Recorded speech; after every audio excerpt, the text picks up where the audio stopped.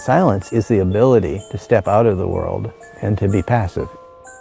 All that time that we spend on devices is the time we spend out of the real world.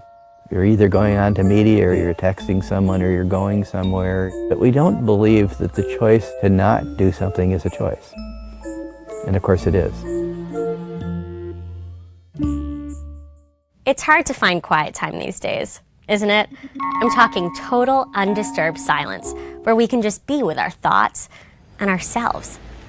Now, living in New York City certainly doesn't make it easy, so I escaped to Minneapolis to spend time with someone who's been studying noise and silence for decades at his lab. And when I got there, the first thing he told me to do was scream. Really? Yeah. Okay, now we'll have you do the same thing in the anechoic chamber. In an anechoic chamber, you're 100% absorbent. In a reverb room, you're 100% reflective. And so the reverberation room much more represents the world.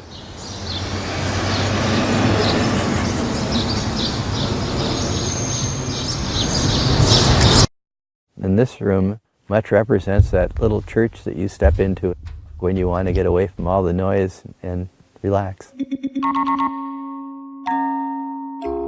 This anechoic chamber was called the quietest place on Earth by the Guinness Book of World Records, and it's become a tourist attraction. All because of the mystery of quiet. The World Health Organization calls noise an underestimated threat, and it's been linked to depression, high blood pressure, heart attacks, and the list goes on. You know, it's often said that being exposed to sounds above 70 decibels is dangerous. However,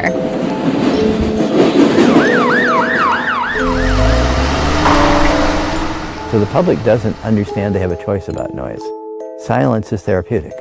And there aren't that many scientists who understand silence in more than one modality. So in acoustics, noise is sound. In lighting, noise is glare. In the thermal environment, noise is draft. And what you find is that the more perceptual stimulus you have, the less you're able to think clearly. And so the louder the noise is, the less cognitively accurate you're going to be. What this does is it brings people back to the time when they could sit quietly someplace where they're not being entertained, where they're being stimulated in all of their senses by the environment they're moving through. And that's associated with joy. Joy is a feeling that you're in balance.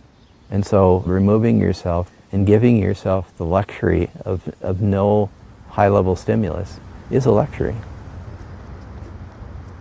And in fact, it clarifies your mind, it clarifies your emotions, and it clarifies your body.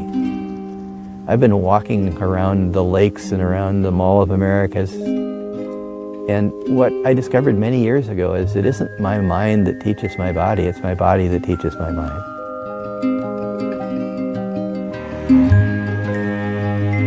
We need to teach people the experience of being able to step out of the world and being able to step into themselves and being able to enjoy that. You know, we all are looking for those epiphanies, we're all looking for those peak experiences, we're all looking for those things that touch us. And yet, what do we spend most of our energy doing? Trying to entertain ourselves until we go to bed. And if you look at all of the things we spend money on and all the things we think we need, what's the cost of peace? No, it's zero. And so the highest order thing we can give ourselves, we already own.